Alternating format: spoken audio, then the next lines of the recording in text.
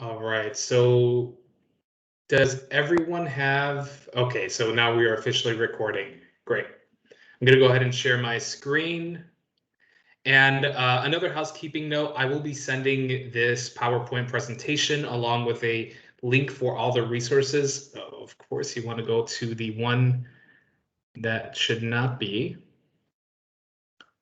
As well as the resources that we have available. So to start off, I just want to go over the purpose of this meeting. What is a performance outcome? How have we thought about it in the past? Who is this relevant for right now? And from there, we'll move into the timeline for the Nofa competition. After that, we'll talk a little bit about the performance evaluation process. What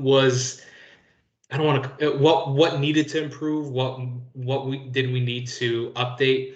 Then what will be replacing that prior process? And then we'll go through some of these scoring rubric calculations as we are calculating them in HMIS. So we have the scoring rubric, right, that we've been talking through, but how are we calculating in HMIS and what types of clients are selected there? Then we'll get into a HMIS demonstration of these new tools.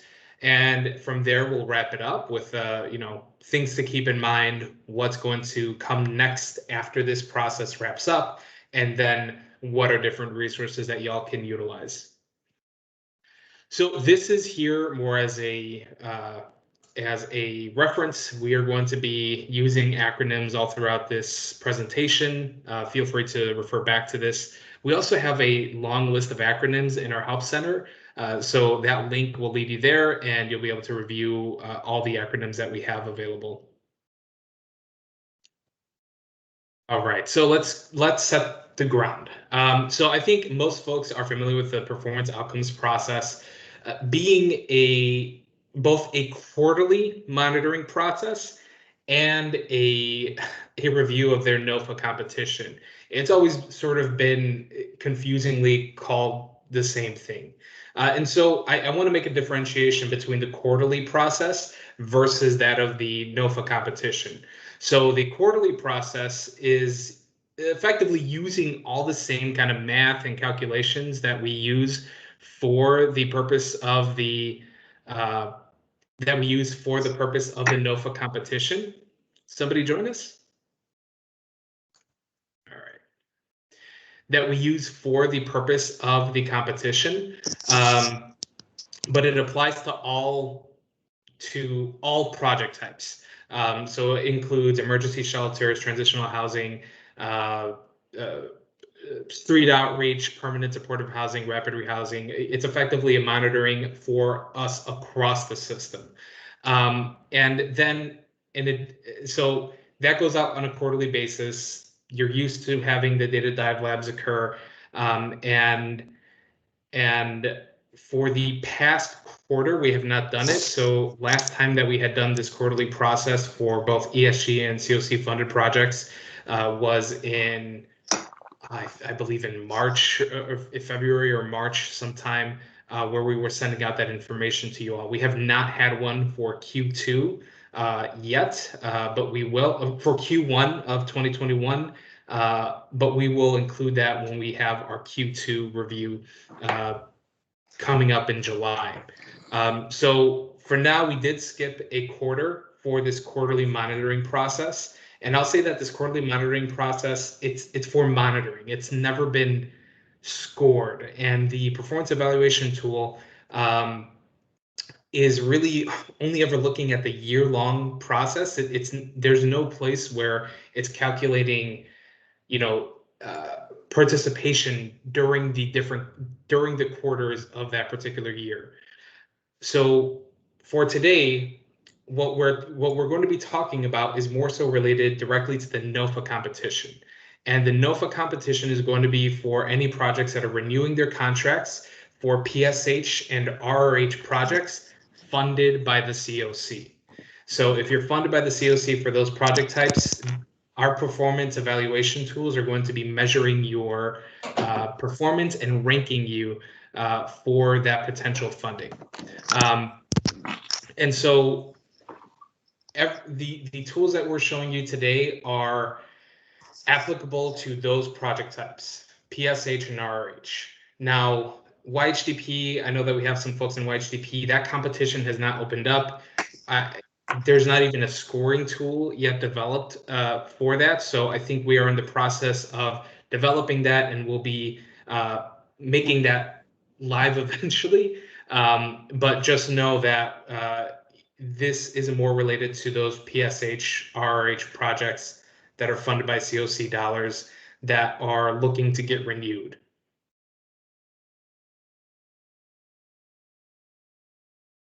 So the performance outcomes are made up of 14 different criteria. The 14 criteria are looking at housing stability, the maintenance or increase of non-employment income, employment income, mainstream non-cash benefits, the drawdown rate of your grant, of your contract, the quarterly drawdown rate, how many harder to serve clients you're working with, what is your rate of return to homelessness, what is your HMIS data quality, specifically completeness and timeliness. Then we look into racial equity as it relates to your board and staff members at your organization. And then wrapping it up is the length of time for housing. So a client that gets referred to you, how quickly can you house them in that time frame? How many different priority populations you're serving, and then the cost effectiveness of your permanent housing, whether it be PSH or RRH, and finally health insurance. How many of your clients have health insurance? So you may have seen some of these metrics. We've sent out the rubric. They look something like this, right? Where we have, if you look at this screen, and I have people waiting in the lobby. Gwen or Chris, could you? There we go. Thank you.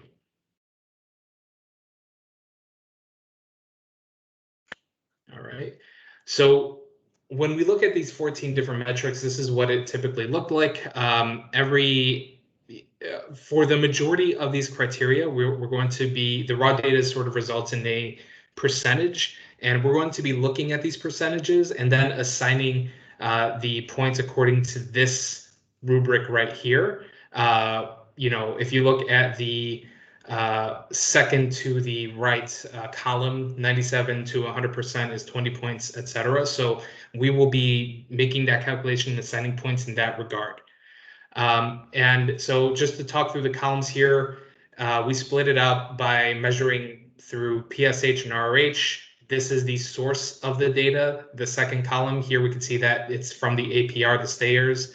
The middle column, the third one right here, is the calculation itself, what we agreed is the calculation for the general criteria.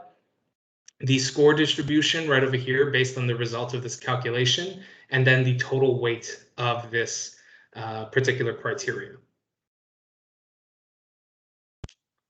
And so we have built these new performance evaluation reports in HMIS, basing all of our calculations off of what is on the scoring rubric. And I want to make a note that right now, literally tomorrow, I believe that the non-conflicted scoring group is actually going to be voting on some minor edits that we had to make now that we're moving away from an older process that looked at APRs and SPMs. Now, since we are moving to this new tool, there were a couple of edits that are largely math error edits, right? We had to improve the math on some of these calculations. And also just to indicate that where this information is coming from, because it can no longer just be said that it's the APR. We want to be more descriptive in terms of that it's coming out of HMIS. Even though APR information does come out of HMIS, but I'll get into that point in a little bit. So who's this relevant to right now? So eventually it'll be relevant to everyone. These tools are going to be applicable across the board to multiple project types, depending on what kind of project type you are, right? If we're looking at housing stability, that metric's going to be different for a street outreach project rather than a PSH project. So depending on the project type, each of these columns, each of these criteria will be available, but the tools will be able to be used by everyone in the system. But for our purposes and the purpose of this meeting, this is really a kickoff to talk through the most important group, which are the PSH and RH projects that are funded through the COC. So this information, everything that we're going to be going over today are relating to those projects that are funded by the PSH, the PSH projects and RH projects that are funded through the COC. And unfortunately for this session, we are not going to be providing information and performance evaluation for ESG projects, which would include, emergency shelter, transitional housing, street outreach, but we are looking to roll that in the next quarter in July so that we can start capturing that full breadth of information all through HMIS. So let's talk a little bit about the timeline for the Nofa competition data cleanup. I like to call this the data cleanup process. Now we're going to introduce you to these new HMIS tools. Tomorrow, we're going to be posting the first round of results that we are literally going to export out of HMIS. We're going to put it onto a spreadsheet, add drawdown information, and that will be the spreadsheet that you'll send out to your, executive directors or people that may not necessarily use HMIS, but still need to review the scores. They will still have a sheet that they can go to. They do not need an HMIS login to see the results. And the next day, after that, we have a second round where, again, our team will go into HMIS, pull the latest results that we have posted, and then, again, export that into another spreadsheet, round 2 results, and send that out to EDs, just the general community, so that they can review it and come back with any issues.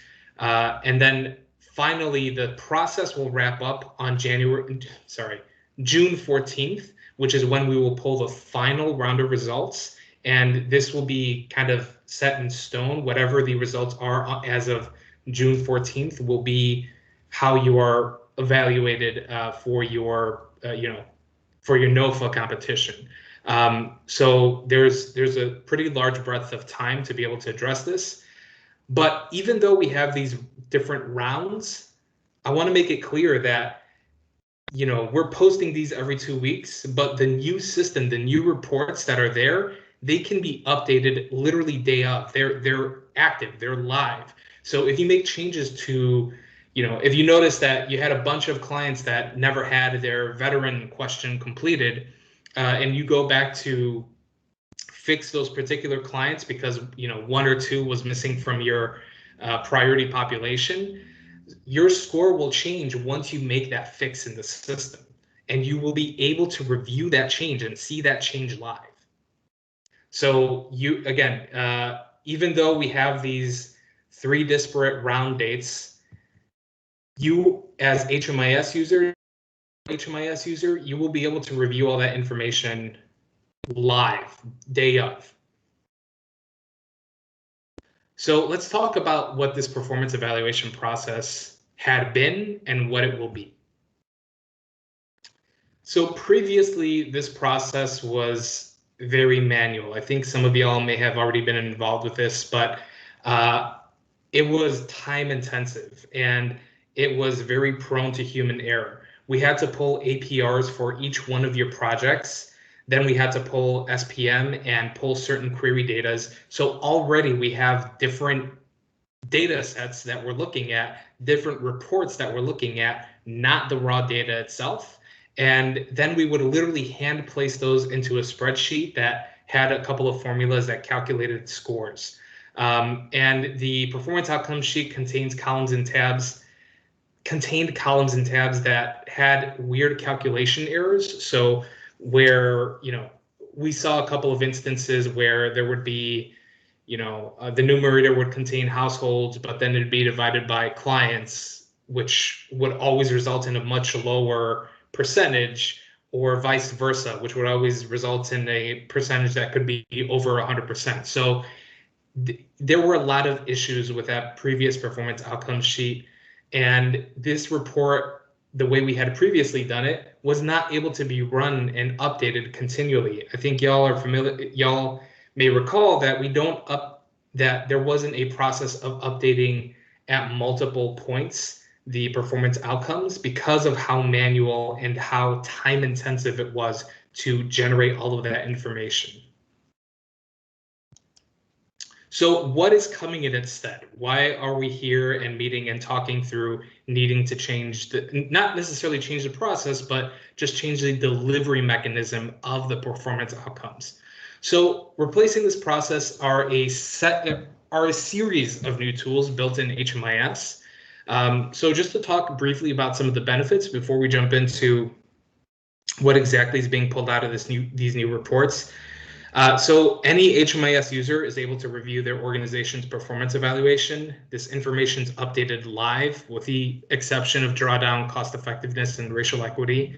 And you can change your time frame to review whenever. So if you wanted to see what your performance outcomes would be for, for the first quarter of this year, you can change the time frame to just look directly at that. So we hope that eventually we hope that this report will have wider implications for you and being able to monitor the work that you do with your clients and in your projects in general. So let me address some of let me go over which criteria we were able to pull into HMIS. So each of these criteria that I have listed here are going to be generated from data in HMIS. This is not going to be data that is we're not pulling it from any other source. It's directly from your enrollment data, from your client's enrollment data. So we're going to be looking at housing, and we can generate housing stability. We can generate the non-employment income, employment income, non-cash benefits, clients that are harder to serve. And I'll make a note that the majority of these are going to be in percentages. Harder to serve is the only one where we actually flat out assign points. Then following that are returns to homelessness, entry-exit timing, and data completeness. And finally, days to housing, priority populations, and health insurance. So all of these data points are data points that we're grabbing from enrollments you've documented in HMIS that are sort of the basic universal data elements and project-specific data elements.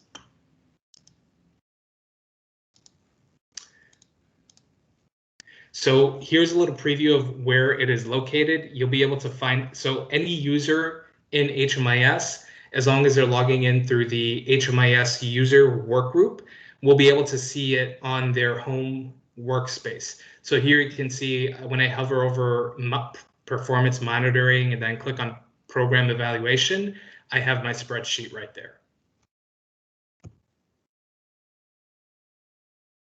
Now, I want to talk a little bit more about the data source. So on the previous iteration of the scoring rubric, the data source that was often quoted as was the COC APR or the SPM. The COC APR being the Continuum of Care annual performance review, and the SPM being the system performance measures. So while this information was in HMIS, right? The APR and the SPMs, all of that are what I call canned reports, meaning that it is not a report that the HMIS lead has generated. It's a report that sort of comes built in from our vendor. And these calculations were not controlled by any one of the HMIS lead people. So when you're exporting your APR, if you've ever had that experience where you have to export your APR, you're not exporting something that the HMIS team at SHIP has developed. It's something that's built in from our vendor that meets very specific specifications and requirements by HUD. And so we couldn't necessarily use that APR. So what we had to do is sort of recreate those APR and SPM calculations. So what we had to do was look at HUD's guidance in regards to the data the calculations that they had provided to our vendor and try to replicate that wherever we could so that we are sticking as close to what the calculations were intended to be when we mentioned the COC APR and the SPM.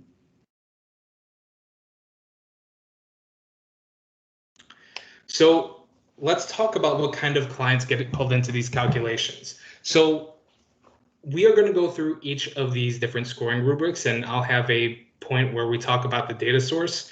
But for the most part, the general ground, this differs for a couple of criteria, right? So I want to make mention that length of time to housing and let's see what else.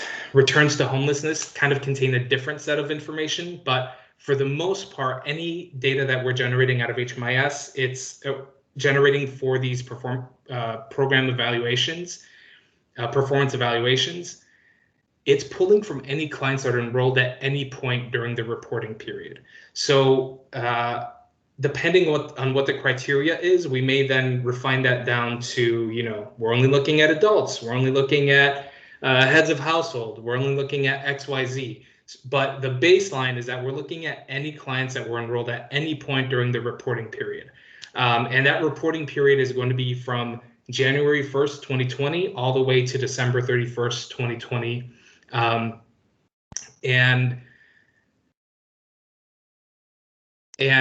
Yeah, so this information is that's our baseline, and then we just filter from there. And in terms of when we review data, for the most part, we're looking at data as of the client's program entry, and then data as of the client's program exit, or if they haven't exited, their report end date.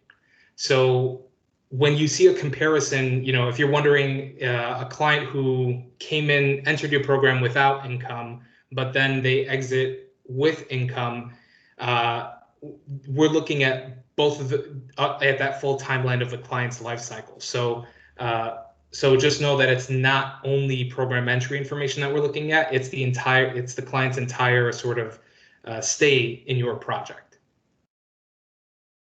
So with that, I want to hop into the scoring rubric because I want to give Gwen enough time to sort of talk through the report itself.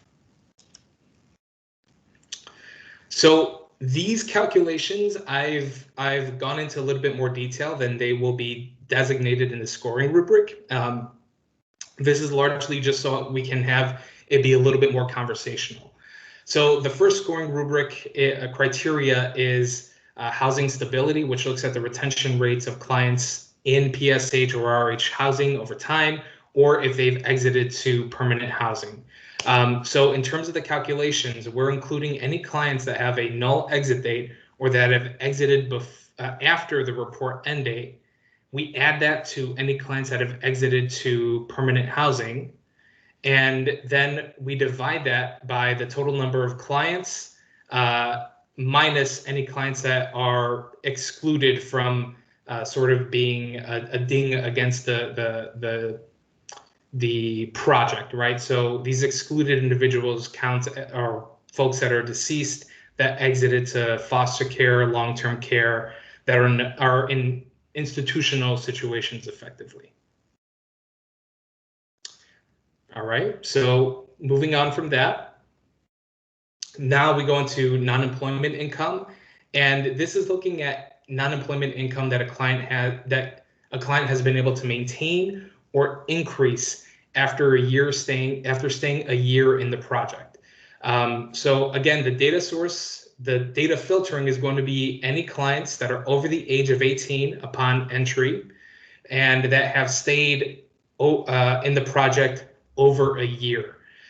So some of the newer projects may not have this calculation because you may be totally brand new. You may not have anyone that's been there for over a year. So for those, you will see a blank, but the other providers that have been operating for longer, you will see these clients populate, and just know that our baseline here are clients that are enrolled, that are over the age of 18 as of entry into your project, and that have stayed in the project for over a year.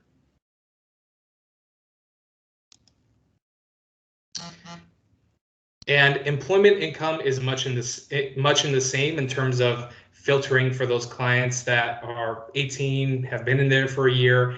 And in the numerator, it's looking to ensure that clients have been able to receive some type of employment income. So anyone that is that has employment income, that has employment income either at the entry or exit of their report or by the report end date, right? So maybe they didn't start out in your project as having employment income, but midway through there's an update or they get a seasonal job and you're able to document that in HMIS. That would include the client in the numerator. And then the denominator right here are going to be any clients who are sort of our baseline, over 18 and have stayed in the project for a year. Now, mainstream benefits was very close to being similar to employment and non-employment income. But one thing that we had to do was actually the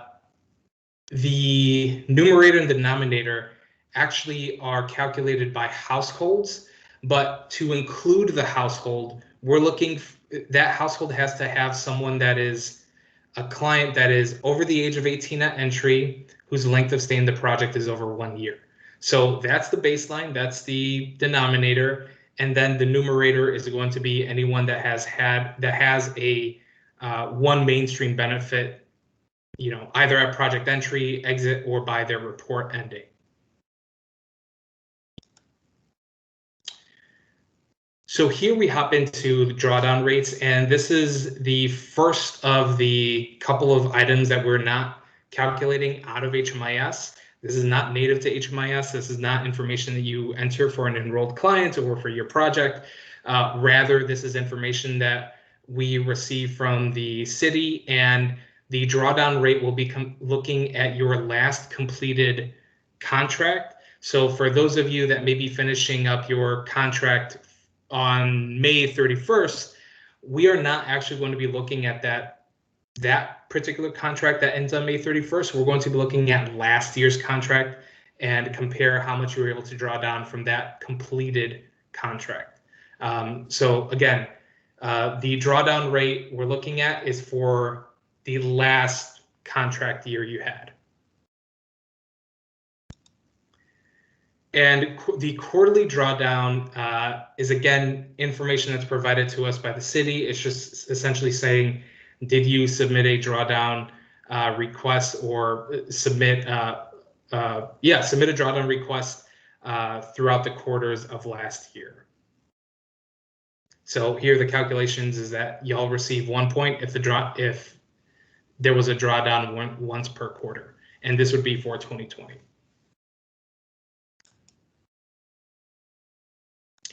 Now, coming back into the world of HMIS, we have our harder to serve populations.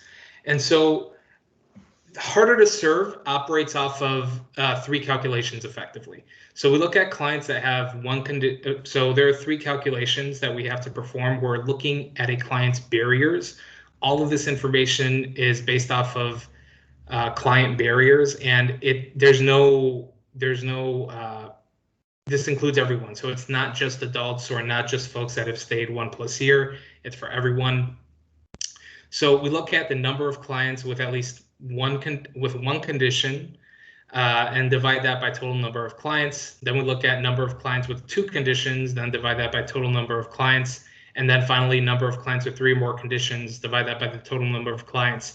If either one of those ends up with over 50%, then you get a score distribution from there. So if you have a rate of 50% or more for clients with 3 or more conditions, then you get the full, I believe it's 3 points that go to harder to serve.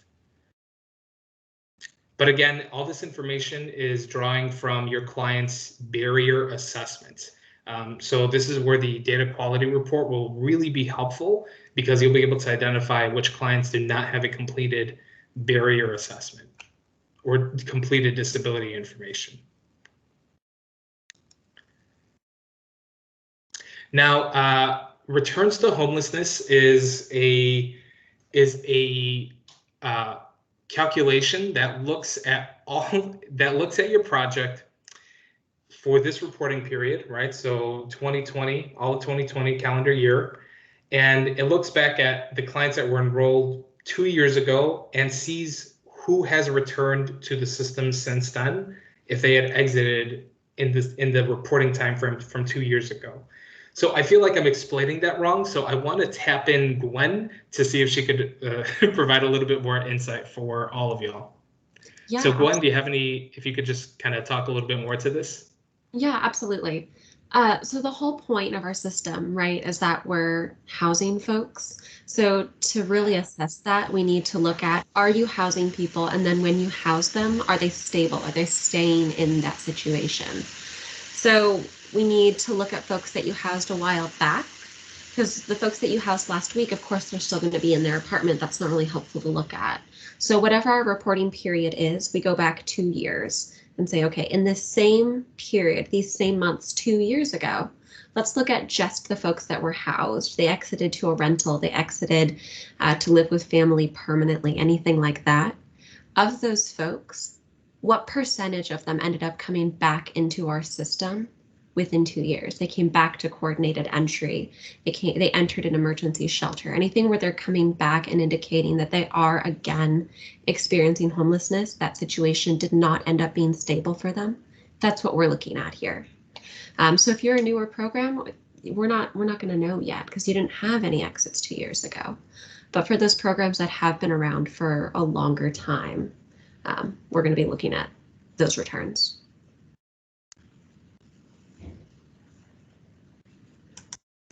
Sal, you're on mute. Thanks so much, Gwen. I really appreciate that, both the clarity and for telling me I'm on mute. So moving forward, we have HMIS data quality. So HMIS data quality is sort of 3 different criteria. I'll start out with the easy, with timeliness, right? So project entry timeliness, we're essentially taking the average for all clients and looking at their project enrollment minus the enrollment creation date. So all of your information when you input a client is timestamped. So if you were backlogged and you enrolled a client at the beginning of the month on May 1st, you had done an intake for a client at the beginning of the month, May 1st, but didn't enter their information in until today, we are looking at the project start date, which would be May 1st, and looking at the difference of when you actually created the enrollment, which would be May 19th. And then we take that result, that day result, and take the average for all the clients enrolled in your project. And it's the same for exit dates. So if you exited a client, if a client was no longer participating in your project on April 30th, but you didn't input that until today, again, we're looking at the project exit date minus the creation date of that exit. So just another reminder that everything in Client Track is timestamped when it's created, when a record's created or edited. So moving on to the next scoring rubric. Oh, I'm sorry, actually, I should mention.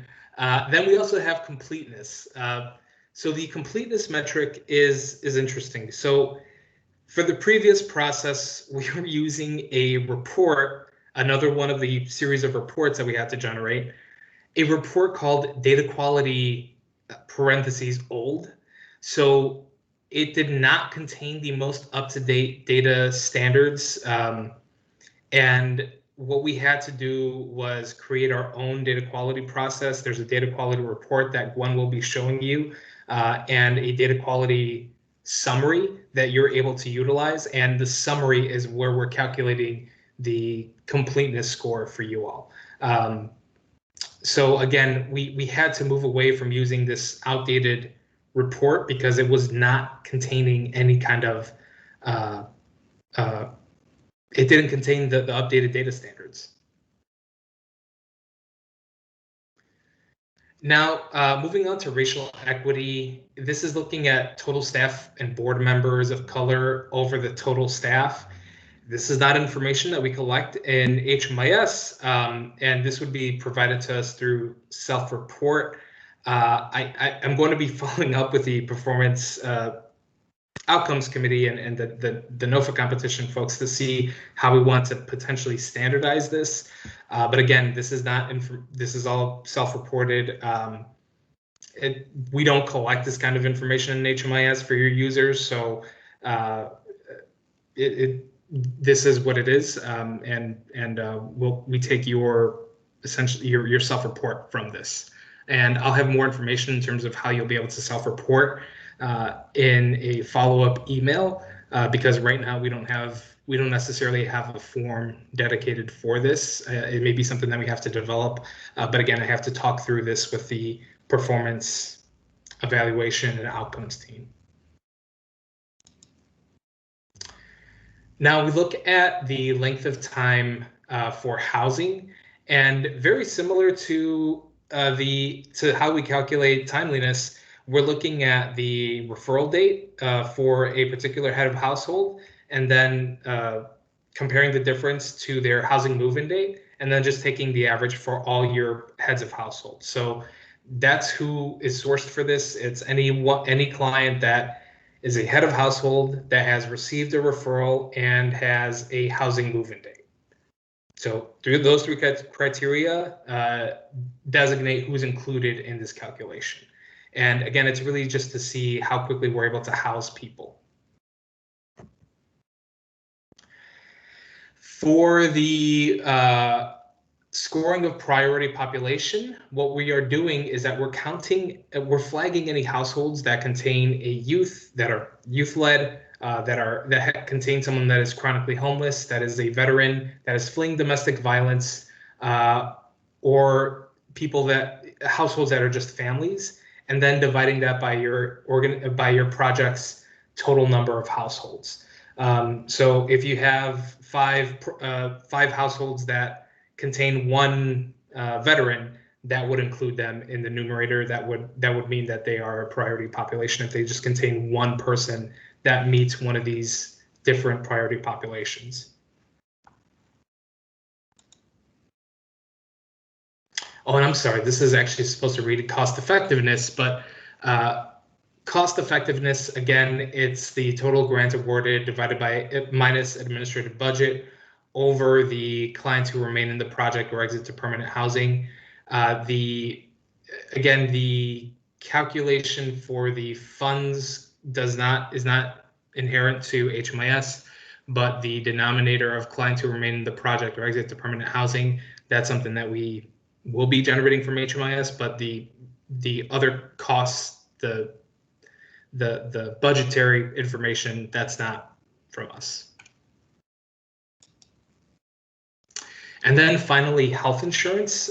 So health insurance is looking to see if every client in your program has health insurance. It just has it, and this is for everyone. So there's no indication that it's just for adults or just for heads of household. This is children, everyone, and everyone to get the point for this particular criteria. 100% of the client pool has to have health insurance. So just a thing to think through. So this kind of wraps up the scoring rubric section. What I'll say is that there are new efforts to look into how we're going to structure the tool, structure the scoring rubric going forward. So if you have any questions about that, feel free to email me. But we're going to move along, and we can save that for a conversation later in our meeting. So I've talked about the scoring rubric. I've talked about the process. Now we're going to get into the actual review of what this looks like. So running the performance evaluation report, it's available to anyone that is an HMIS user in the HMIS user work group, and everyone in our system has access to the HMIS user work group. and it's in the home workspace. So you have to be under home to be able to access these tools. And you would just hover over monitoring and click on program evaluation. But Gwen will be showing you live what this looks like. You'll have this prompt here. The time range that we're looking at is January 1st, 2020 to December 31st, 2020. The filter by, none allows you to see every project that is being scored. Program type gives you the options to sort by not sort, but process for only rapid rehousing projects or permanent supportive housing projects. And then program, this is probably the quickest option too, because Gwen will get into some issues with running it. Program is just indicating solely one program of yours. So one thing I want to mention is that this is the first iteration of our report. Our team is relatively new to ClientTrack. We just started to receive designer rights and true administrative rights to alter different features of ClientTrack this past April. So we are still in the process of working out kinks of finding different mechanisms that can make reports run quicker or make reports run more effectively and efficiently. But as of right now, you'll notice that the report might run a little slow. So we ask that you just please be patient as you go through it. You may have to click search multiple times. The report may say there was a problem loading the report. You would just have to click search again because the report will start loading and maybe it stops right here. But if you just click search one more time, it'll keep going until it eventually gets to a completed state. So this is something that is priority to us. We're working with our vendor to try to resolve this and hopefully make it just a lot easier to jump into and less of a pain to. Well, it's not a pain to run. It's actually very easy to run, but more consistent in terms of the speed in which it's able to be run. So with that, I'm going to hand it over to Gwen. Gwen, you want to take it on? All right, let me go ahead and share my screen. Real quick, before I share my screen, I got a question about the performance outcomes and evaluation team. Is that just the folks that are developing the rubric? You mentioned that. So it's a non-conflicted group. We're working through the rubric, and I believe that this will start in June, from my understanding. So I hope to have more information, and I'll send that information out tomorrow to this group that joined. Fantastic. Go ahead and share my screen. Please feel free to ask questions at any time. Sorry, I'm trying to share just the window. Here we go. So we're in the training site. Nothing we're looking at is real data. This is all fake data. Don't worry about any numbers you see here. This is just demonstrating the functionality. So when you log in, you're on your home page. You're going to come into My ClientTrack, and down here at the bottom, we've got this new Performance Monitoring tab.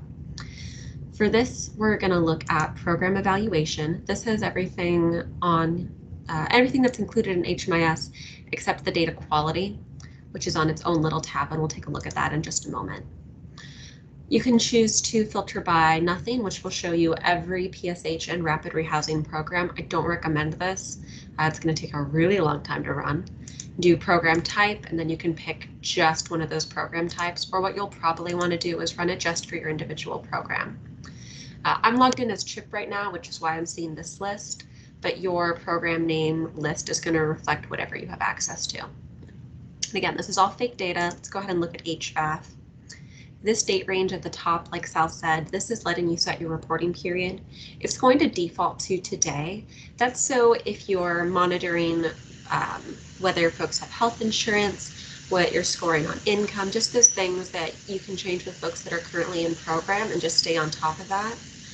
That's telling you right now, the folks that are in program today, how are you scoring on them? So let's just go ahead and run this for today. And it'll take a bit. We are pulling in all of that information we talked about, this enrollment information for the clients that are in right now, disabling conditions, insurance. We're pulling in exit destinations from 2 years ago. So there's a ton going on here, but we're just gonna hit run until it goes through.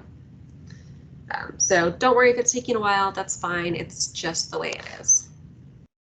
We will continue to optimize this. The problem submitting the form just means it timed out. It's not like an error with the form.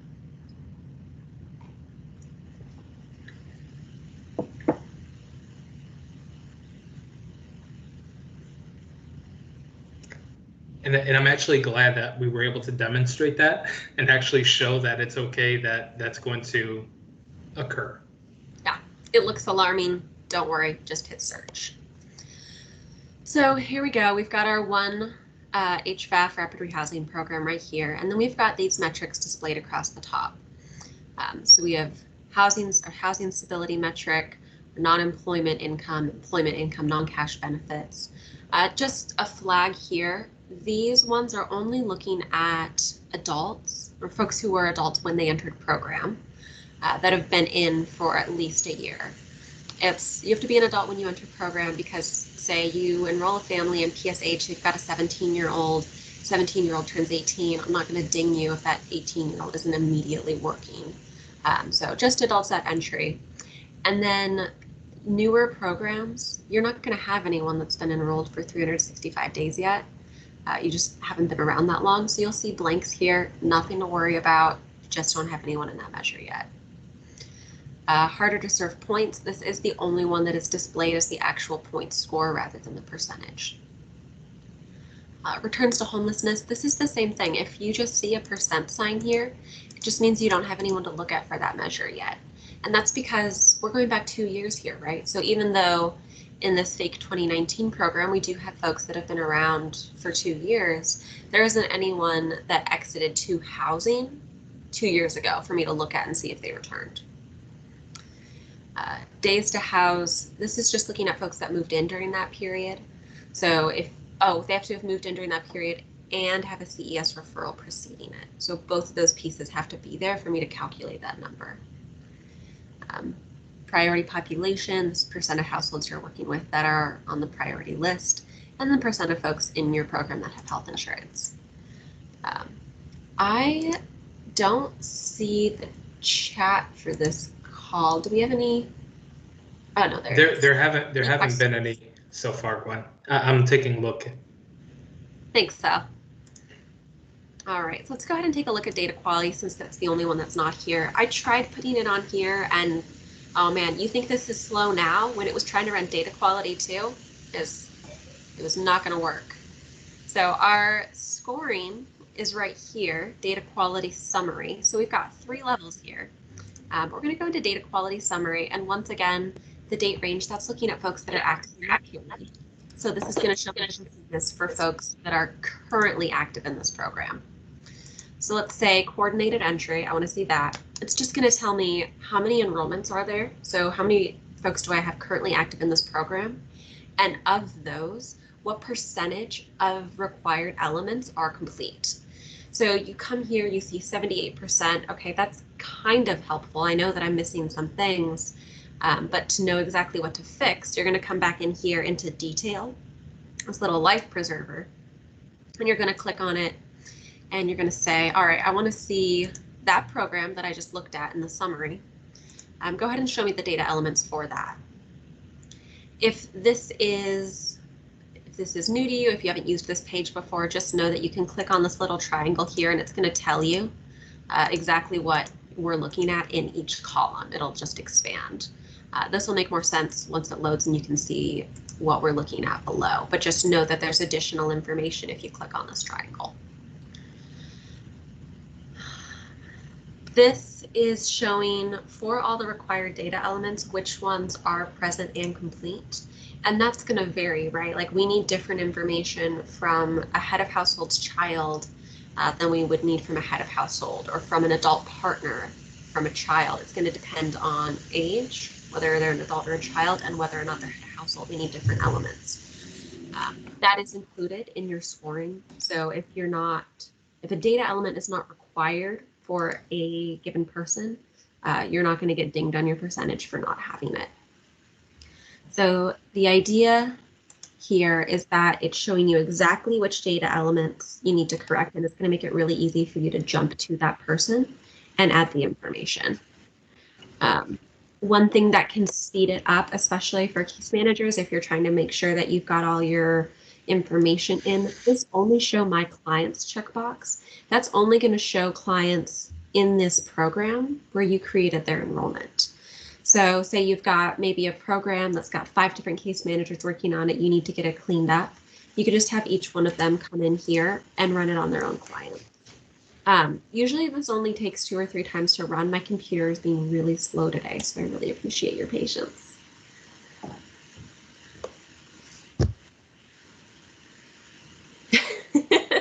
You haven't seen it yet, so okay, here we go. I still like it.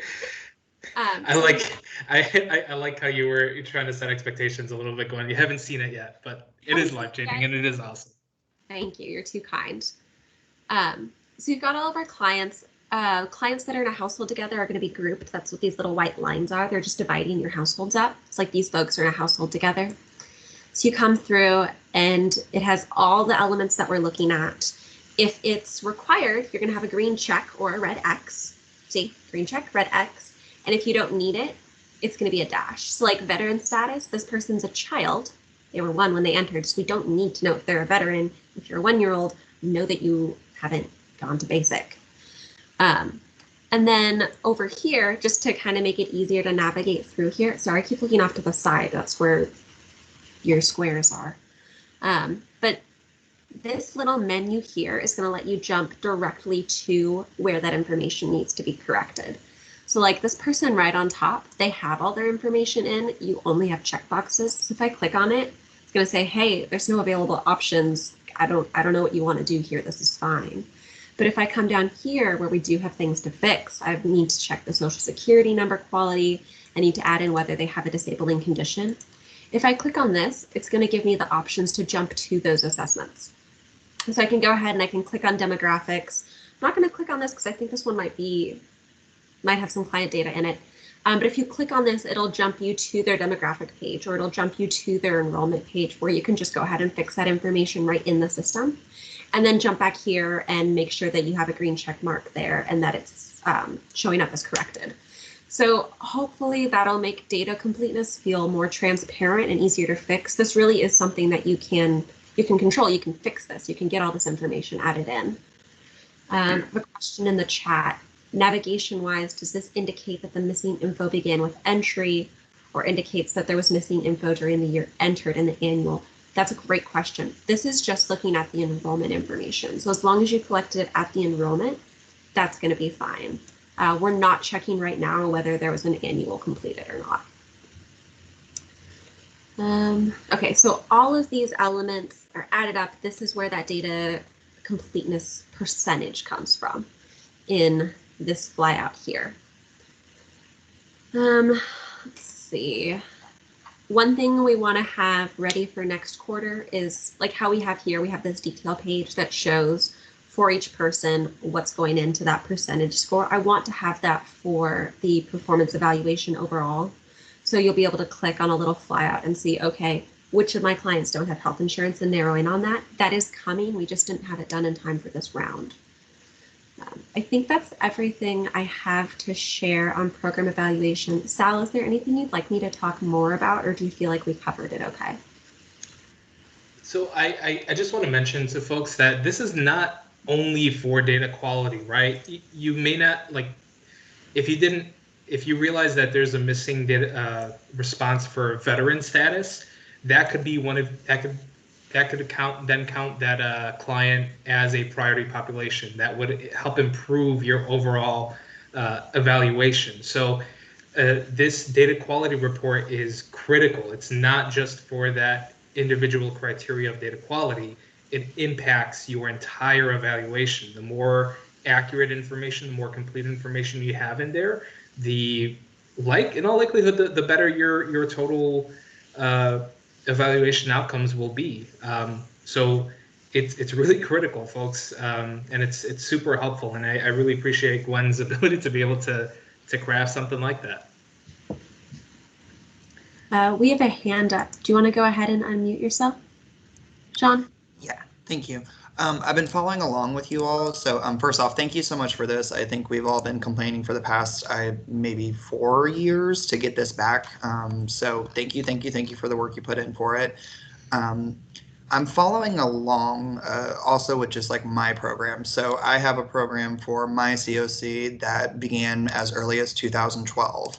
I can tell you right now that if I load 2012 to the date range of now, I've most likely on that program served at least up to 95, if not almost 100 individuals, with those entering as well as exiting. But right now, I only show that 41 results have been found. Do we know if we're still like updating all of the programs and making sure that this pulls all of the correct data? I guess I'm just wondering if I'm doing something wrong, or if there's something we're still waiting for, like this system to completely be at 100. When you say you're seeing 44, what page are you on? What are your parameters? So I just did Indy data quality. So I went to your data quality. I went to data quality detail. I then put my date range as of the start of my contract, which would have been 7/1/2012 to 5/19/2021. And all it shows is 41 results found. And that includes people who've been enrolled and those who've exited. Now, I don't have my big monitor, so I'm not sure if like there's multiple pages and I'm just not seeing the page that I should, but it only says that it's pulled 41 individuals.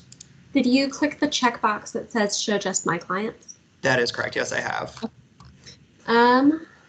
It should be showing everyone. It's looking at the field user creating. Did you create all of them, or is there anybody else that does? Oh yeah, no, I definitely am not the only person who's worked at mine since 2012. So it only lists whom you've created. We can change that. If I'm hearing that it would be more helpful to look at, I don't know who the case manager assigned to the cases, we can absolutely change that in our next sync. Yeah, if that could be a conversation. I can't obviously speak generally, but I'm the one who handles reporting. So if I don't have access to everything, then it's not going to be helpful. Okay. Pretty please. Yeah. What I might do, I'm thinking out loud here.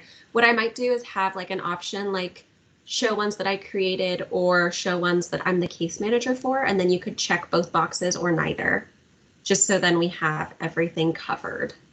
Absolutely. I think that would be the most useful for everybody, just because there's going to be people who've left other companies that, they didn't do the entry, but obviously the entry has an issue. Obviously now, you would be the case manager to put in the entry, but that's not how our programs or how we're set up there. So we have the case manager put in the entry and then I just double check their work. So going back, I may need access to making sure I know that anything was entered wrong. All right, you got it. Our syncs happen monthly. We just had one, so it'll probably be a couple weeks, but you will see that in the system. Thank you. And for clarification, I don't know if folks know this concept, but when we say sync, any changes that we speaking the lingo, Gwen, any sort of administrative changes, programming changes, reporting changes that we make into the system, we have to coordinate with our vendor so that they bring it over from our staging site, which is the training site, and then put it into the production site, which is the live site, the one that y'all log into every day. So you have already been seeing a lot of that information. And we've already gone through a couple of syncs. You might have seen some new information, new reports, new options in the sidebar. And like Gwen had mentioned, we typically have syncs at the top of every month. For this process, we're negotiating with, I think we want to try to respond to your issues as quickly as we can. So, we're hoping for one. If we need one, we can arrange for it with relative with a couple of days notice, and we'll give notice to the community to let y'all know if there's going to be any fixes or changes that occur. But that's when we talk about sinks, it's sort of the big change that'll be occurring in the system. Now, are there any other questions relating to, do you want to see more of a review? Any other questions related to the data quality, performance outcomes as it appears in HMIS? So, I want to move back to just sort of wrapping up our slide, and then we'll hop into further questions. Let me go from.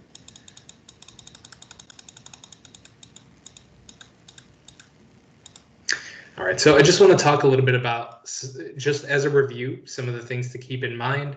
And I also want to mention for some of the special project types, particularly victim service providers, what we're going to be doing with your data. So in terms of things to keep in mind, remember this tool is still being refined, it's still being worked on, it's still being improved, and don't feel disheartened if it doesn't load the first time. Just keep clicking search. We ask for your patience in that regard. It's really helpful once you actually do have it up, and it almost always loads. You just have to give it enough time to have it come through. And for clarification, anyone that has access to HMIS will have access to the latest performance evaluation data. They will always have access to it. They're not going to see it. You all aren't going to see it in scores. You're going to see percentages because we feel like that's the most actionable piece of information you could see. But for the scores and for the drawdown information, the rounds that we talked about being posted tomorrow on Thursday, May 20th, on June 1st and June 14th will include scores and will include the drawdown information. And the drawdown information is static. We're just taking the information provided to us in regards to contracts and calculating that, and that really won't change because those contracts are already ended. So again, you do not have to be an HMIS user. Your bosses or your colleagues that are not in HMIS but still want to review this information, should still know this information, will have access to a spreadsheet that they can utilize. So there are no worries about that. And in regards to domestic violence providers and victim service providers, we're going to be coordinating with you all to grab your information from your individual projects. So everyone knows, victim service providers are actually required to input information into a separate system that is not HMIS. So we'll be following up with them to retrieve that information and try to replicate essentially the same calculations we're doing for these clients for all of your projects, all the COC, PSH, RH projects, and replicate them for their particular data sets. And as a result, their data sets will be a little slower to update. And they will be adhering to rounds. There won't be live information that they'll be able to review if you are a victim service provider. And in terms of talking through what's next, like Gwen had mentioned, we have a couple of wish list items that we wanted to be able to get to. So we want to expand this report. Right now, the report only will be showing you PSH and RH project types. The columns are really only relevant to those particular project types. But for the next quarter, we want to start capturing ESG projects as well. So that means any projects that are emergency shelters, safe haven, transitional housing, street outreach services only. We want to expand the scope of this performance evaluation reporting toolkit to apply to those. And based on the project type, we'll show you different columns, but it's more of a monitoring tool. It won't, if you're an ESG funded project, there's not really an equivalent of this Nofa evaluation. so it, my understanding is that it is not currently weighted in any way, but it's good to keep track of it, to understand that this is part of your, that this is ultimately helping you improve your data and helping you improve your outcomes overall. So in terms of user interface, we're going to be making some changes to the user interface. We want to work on the accessibility of the data, of how you can drill down for certain information, like Gwen had mentioned, like if you wanted to see how many of your clients are considered harder to serve, ideally you'd be able to just sort of generate a list of those people. So those are some of the things that we're going to be working throughout the next couple of quarters. This is something that we were really excited to be able to generate, and we're really excited to be able to improve on it. So any feedback that y'all may have of different options that you may potentially want, or that would be helpful for you to better understand your data, or to have better better analysis of your data, let us know. We're open to feedback. We're open to seeing what would be most helpful for everyone. And so in terms of resources, this link will be sent out to everyone. We are going to host office hours on the last week of May. So we'll also open up office hours as it occurs. That'll be scheduled through 30-minute blocks on Calendly. And we'd be happy to talk with y'all, to meet with y'all, to talk through your issues. As always, one thing I want to mention is that the help desk is going to be the best point of contact for this. It's a queue. It doesn't get lost in anyone's email. And it's our way of being able to kind of determine what articles we need to create, it gives us more data than we wouldn't have if we were just sort of going off of anecdotal emails that everyone's been receiving. So please use the help desk whenever you can. And this video is being recorded. This meeting is being recorded. We're going to go ahead and post that up to YouTube, provide different timestamps of when, we're going to provide timestamps so that you can skip through any particular elements that you want to review one more time. And all that information will be sent out to you tomorrow when we are able to generate the first round of results and send that out to the general community. So with that having been said, are there any questions right now? I'd like to open it up to folks. I know we have about, a little over 40 minutes left. One thing I will also mention is that this group of people, HMIS is going to start having a monthly check-in. So we're going to sort of do a HMIS fireside chat, just talking through what is going into a sync, any updates that had occurred, have it be an open forum to address any issues that you may be encountering, that you feel comfortable potentially troubleshooting, to just to give you, just to sort of cross-train everyone and show different approaches. So y'all are already on we'll be on the mailing list for that. We're planning on having it at the beginning of every month, and I will be determining what day that is, what day that falls on. But we'll send out the invite to everyone once we do. So Randy, I'm going to go ahead and unmute you.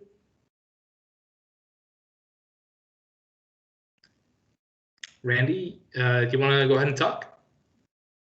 Can you hear me? Now we can hear you. Okay, I thought you said you were going to unmute it. Okay, I was waiting on you. So as Gwen was kind of doing that step by step, I kind of went through. I'm a hands-on person, so I just kind of wanted to go through it. So I did the data quality detail. I'm sure I always say the only dumb question is the one not asked. So I'm sure somebody may encounter this as well. On the kind of looking at the check marks and then the dashes and things of that nature, on our grant that we allow families and children, we have there's one that's specific popped up, is that the son is 18 years old. And so it's showing X's on the disabling condition, prior living situation, and living situation. So I'm assuming that those were not needed at enrollment because the family's been in the household for a while. Would I mean, obviously that would bring down my overall data quality percentage. Do I need to re-enroll that person, or what would that look like? So I think if you could, when you click on the dropdown, are you able to see their individual information? Where you could potentially, well, the client was not 18 at the moment of enrollment, right? Correct. Okay. I think that client may need an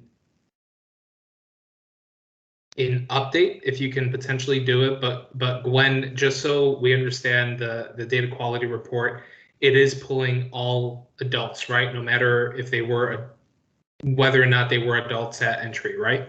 That's correct. Okay. I'm trying to verify disabling condition right now. Most values that are required for adults, HUD asks that you update them when a child ages into adulthood.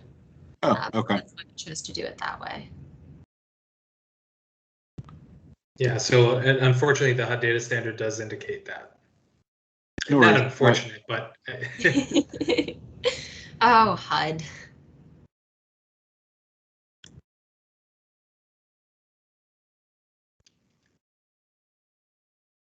are there any other questions? So once we develop this additional hour, we can also dedicate a significant portion to just kind of following up with any, any issues that y'all have encountered from this process. And of course, we have our office hours that we'll be hosting. And what I'd recommend is that when you are engaging in the office hour, if you could also create a ticket beforehand so that we are able to reference it.